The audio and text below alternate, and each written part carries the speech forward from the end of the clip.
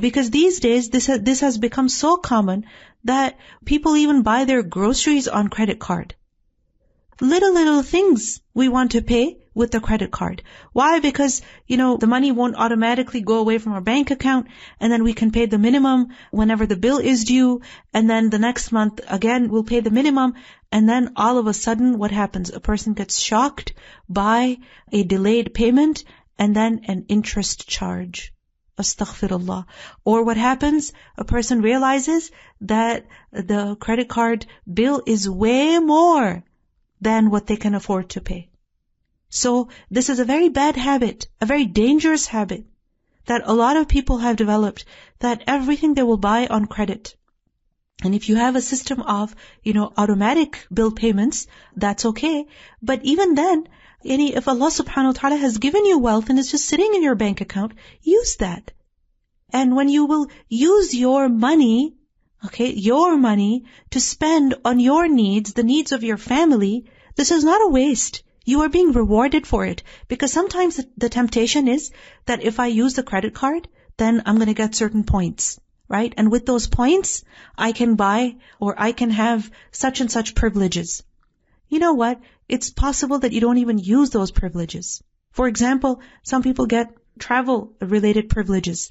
But in the past 2-3 years, travel has significantly reduced. Even if you had thousands and thousands of Amex points, for example, you may not have been able to use them.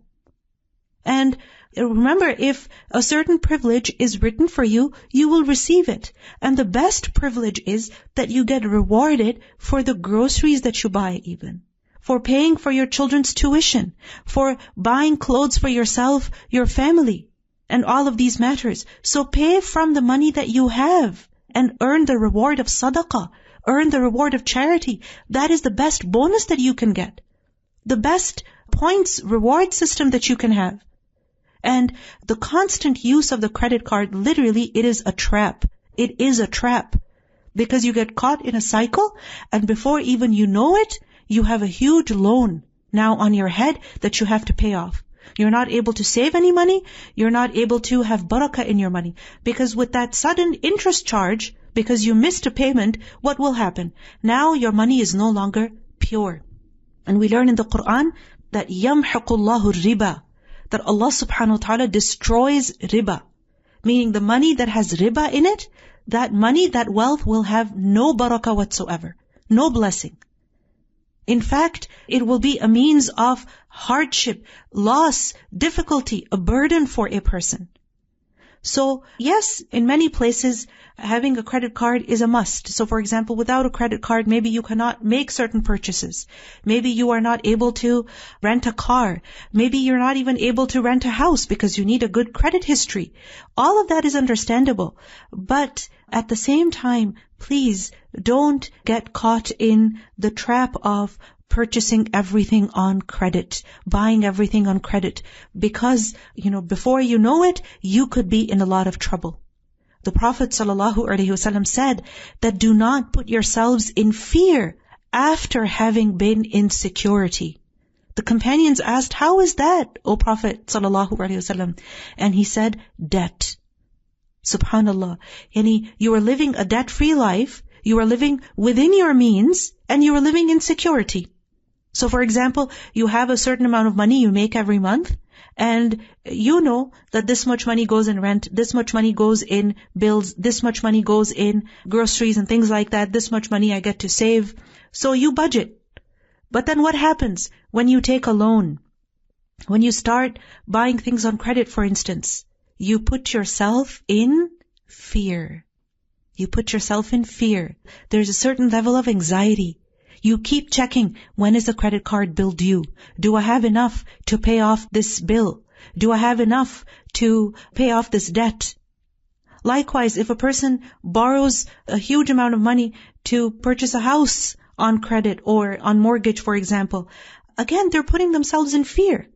If you're renting, for instance, you've given the first and the last, month's payment, and then every month you have a good budget that, okay, this much of my income will go in paying rent. And a lot of times, when it comes to paying rent, you have to give advanced checks. So you are in a state of safety. because you are living within your means. But when you take on a loan, then you put yourself in fear. You put yourself in anxiety, in risk. And we see that these days, subhanAllah, we have so much available to us, so much more than we can even enjoy, but we live in fear and anxiety. Constant anxiety. Because we have this bill to pay, that bill to pay. Subhanallah. And we have filled our homes with things that we don't truly own. Our homes we don't actually own. Our cars we don't actually own. The things that we buy and we bring home and we decorate our houses with, those things even we don't own. Subhanallah, we are living fake lives. Lives filled with anxiety and fear. We learn in another hadith that the person whose soul departs while he is free of 3 things is guaranteed to enter paradise.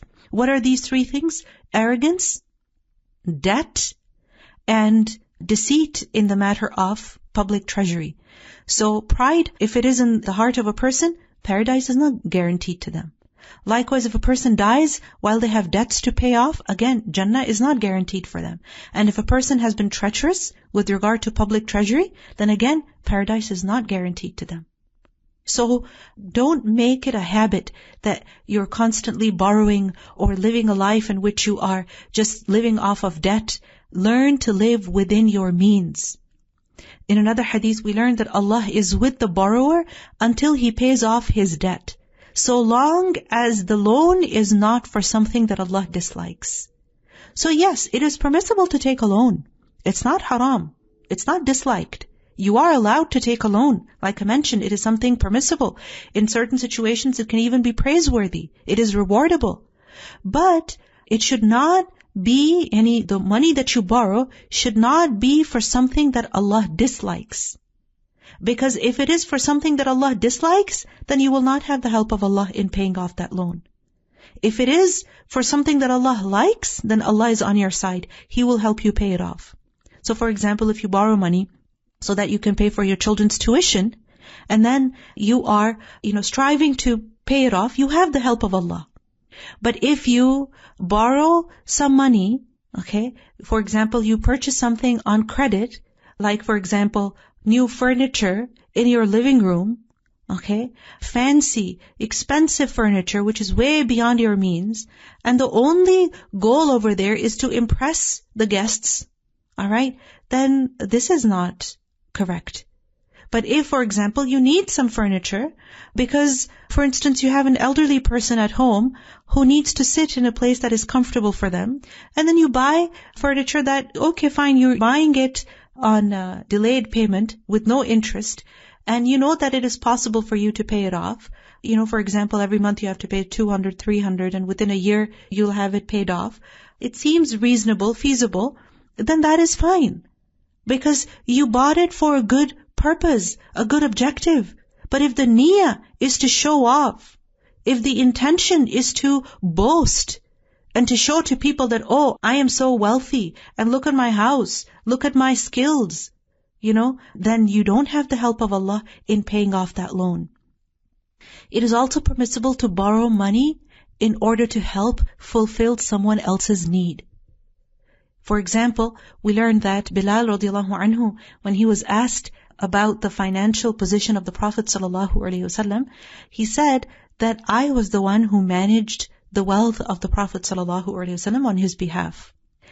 When a Muslim would come to him, and the Prophet ﷺ found that Muslim to be naked, yani they're not dressed properly, then he would tell me to clothe that person. So I would go borrow some money, purchase some clothes for him, and then I would give that person the clothes and the food, etc.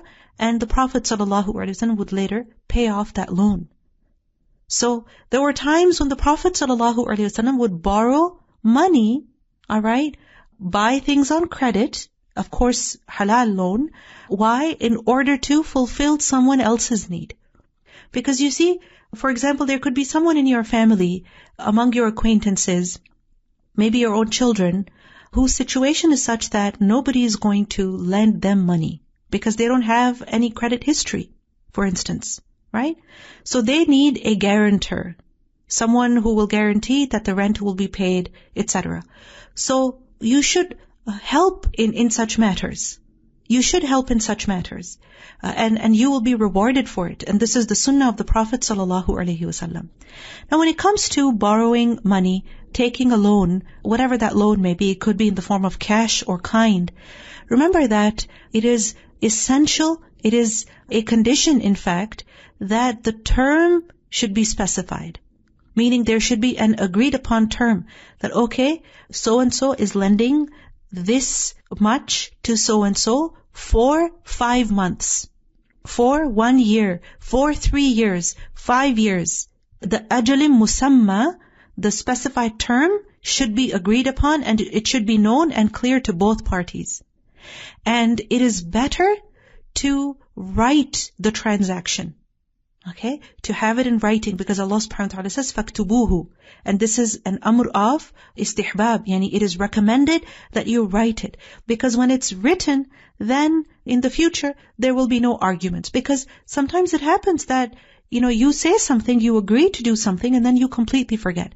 But when you have it written somewhere, then that becomes as a reminder and as proof. Of course, justice, fairness, honesty, all of that is necessary when having such a transaction, and it's also better to have witnesses. Especially if the transaction is big, then it's better to have witnesses. And sometimes, subhanAllah, within family, sometimes between siblings, sometimes between parents and children, the families get ruined because of such matters, where something was borrowed, something was lent, the term was not specified, nothing was recorded, people become dishonest because of greed for money, there are no witnesses, and so people find themselves in so much problem. And we learn in a hadith that there are 3 people who, if they make dua, asking for help regarding their matter, they are not helped. And one of them is the person who borrows a loan but does not appoint a witness. You're borrowing a significant amount and you did not bring any witnesses, you did not have the transaction recorded, and now there's a dispute and each party is claiming something else. So now, how do you seek help from Allah when you did not follow the rules that Allah subhanahu wa ta'ala gave you in the first place? So it's very important that even if you're lending something to your own child, please write it down. Please have witnesses.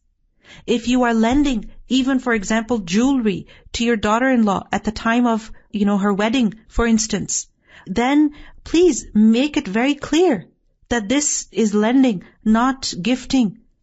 So things should be clear. If you're lending a car, if you're lending any kind of property, make it clear.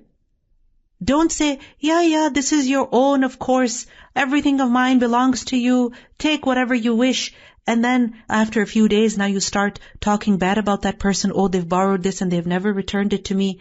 And then you go demand from them, and then they're surprised that what's going on? I thought you gave it to me as a gift, now you're demanding it from me. So make your matters clear, especially financial matters.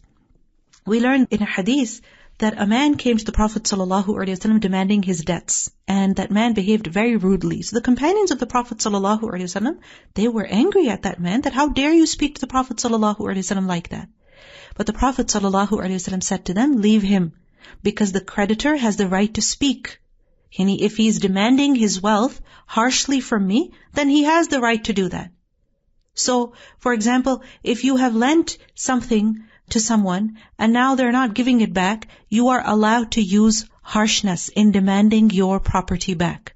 But harshness does not mean violence. It does not mean that you go and injure them, that you harm them. If a person has wealth and they have borrowed money and they're not paying the loan back, then this is sinful. The Prophet ﷺ said that when a rich man takes a long time to pay a debt, then this is dhulm on his part. This is injustice. In another hadith, delay in payment on the part of one who possesses means makes it lawful to dishonor and punish him.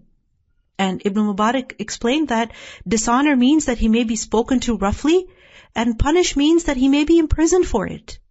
Of course, it's the authorities that will do that. You cannot go and, trap the person in his car or in his house and say, give me my money and I will not let you go. That's not in your authority. But you can take someone to court, and you will not be wrong for doing that, even if they are your sibling, even if they are related to you. And when it comes to paying a loan, returning a loan, then we should do that in the best way possible. We learn in a hadith that once the Prophet ﷺ, he had to pay Jabir radiallahu anhu, and he had to return a loan to him. And the Prophet ﷺ repaid the loan, and he gave even more than what was due. Even more than what was due. But remember that the lender cannot demand more, because that will be interest. Alright? And in the same spirit, it is not permissible to give a gift to someone that you have borrowed money from, because that is interest. It is a form of interest. Now, it is also greatly rewarded if you take the responsibility to pay off someone's loan. And someone who is not able to pay off their loan themselves, and you assist them, this is an excellent good deed. We also learn that someone who is in debt, who is unable to pay off the loan, it is permissible for them to receive zakat money, and with zakat money, they can pay off their loan. So for instance, if you know someone, for example, a student who once borrowed a loan to pay for their education, and now they're not able to find work anywhere, or they weren't even able to complete their education. Maybe there was illness or some emergency in the family because of which they were not able to pay off the loan, then you can assist them with zakat. Then on the part of the lender, remember, it is very rewardable if you pardon the loan. And if somebody has borrowed money from you and now you see that they're not able to pay it off, you can pardon that loan. And this will be a source of great, great reward for you. We learn that such a person will be protected from the difficulties of the Day of Judgment. And a person who pardons the loans of others, Allah subhanahu wa ta'ala will pardon that person. And we learn that at the time of death, angels also will show compassion and mercy to the person who showed compassion and mercy to people in regard to loans.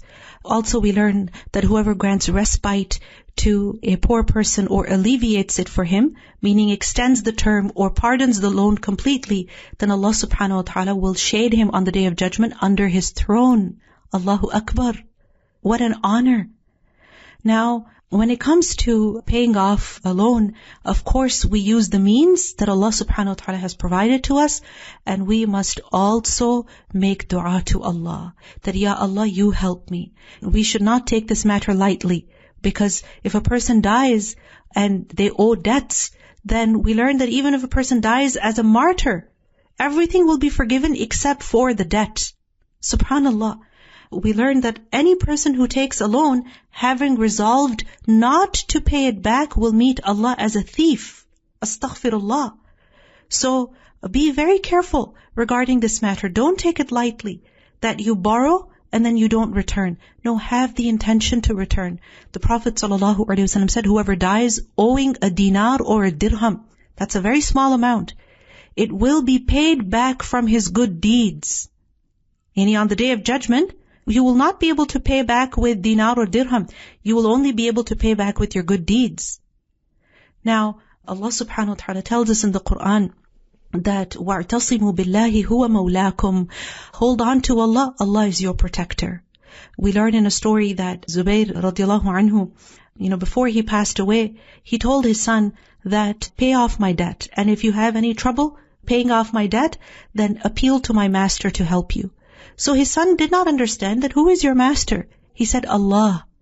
So his son, he would say that, O Mawla of Zubair, help me pay off the debt of Zubair.